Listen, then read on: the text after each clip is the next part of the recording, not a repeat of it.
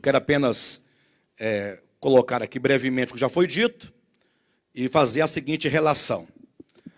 Sabemos que toda a Bíblia fala sobre o santuário, de maneira explícita, né? Desde Êxodo capítulo 25, quando Deus ordena a Moisés que se construa um tabernáculo. Moisés construiu um tabernáculo. No capítulo 40 de Êxodo, por exemplo, o tabernáculo já está pronto de Moisés, e a glória de Deus enche aquele tabernáculo. Daí para frente, a história da Bíblia nos mostra como que o tabernáculo se torna o centro de toda a economia veterotestamentária. O que isso significa? Todo o propósito de Deus, revelado e dado, entregue ao povo de Israel, tem como centro a figura do tabernáculo com os serviços sagrados que ali ocorriam diariamente. As ofertas, os sacrifícios, todas aquelas oferendas, os ritos, enfim, as festas, o sábado, tudo girava em torno do santuário. Esse santuário, ele veio a se tornar posteriormente o Templo de Salomão. Então, depois que o povo de Israel entrou na boa terra de Canaã e deixou de ser um povo nômade, porque enquanto no deserto, por 40 anos, eles não ficavam fixos. Eles ficavam caminhando no deserto. Então, eles não podiam construir no deserto um santuário fixo. Então, quando o povo entra na boa terra de Canaã e se estabelece, então tem todo um período de muitas guerras, de muitas batalhas, até que em Salomão, no tempo do rei Salomão, é que a terra de Israel tem de fato um pouco de paz. Porque até então era guerra atrás de guerra. Quando eles entraram, veio o tempo dos juízes, depois dos juízes vieram o tempo dos reis, e mesmo no tempo dos reis, primeiramente com Saul, depois com Davi, foi tempo de muita guerra. Davi foi um homem de muita guerra. Salomão foi um homem de paz, era um homem que não guerreava, que fazia acordo de paz com todas as nações possíveis, né? Então, no tempo de Salomão, ele torna obsoleto o santuário feito por Moisés e constrói o templo. Então, o templo é o mesmo santuário, só que agora construído fixamente na terra de Canaã, mais propriamente em Jerusalém. Esse templo ele foi destruído na era quando o povo de Israel foi levado para o cativeiro. No caso, as duas tribos, Judá e Benjamim, foram para o cativeiro babilônico.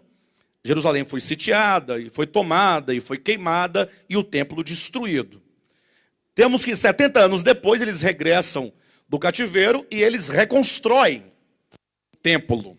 No caso, a reconstrução se deu no tempo pós-exílico por Josué e Zorobabel. Não Josué, lá auxiliar ou servidor de Moisés, mas eu me refiro a outro Josué, o sacerdote, e juntamente com Zorobabel eles reconstroem o templo, que por volta ali dos meados do último século antes de Cristo, ele vai ser restaurado por Herodes, que é o mesmo templo que Jesus entra, ali no capítulo 2 de João, por exemplo, para a purificação. Ele expulsa os cambistas, tal, e que é o templo que foi destruído no ano 70 da era cristã, que hoje não tem mais templo lá em Jerusalém.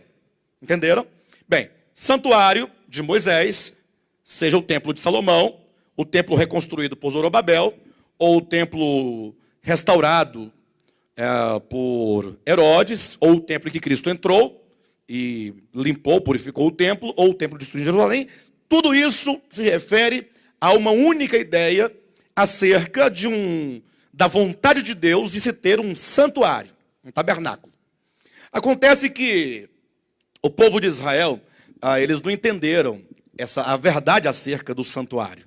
Para eles, o santuário era de fato um santuário. Isso porque toda a influência que eles sofreram no Egito, depois a influência que sofreram depois em Babilônia, legaram a eles uma compreensão equivocada acerca de santuário. Isso porque todos os deuses criados pelos homens, ou inventados pelos homens, ou que sejam deuses, entidades espirituais, que inspiraram homens para fazerem deuses para si, todos eles têm essa ideia de um santuário. A casa, uma habitação do Deus tal. Então, em todo o mundo pagão, em todos os tempos, essa ideia de se construir um santuário para tal ou tais deuses é uma questão mesmo comum em toda a história.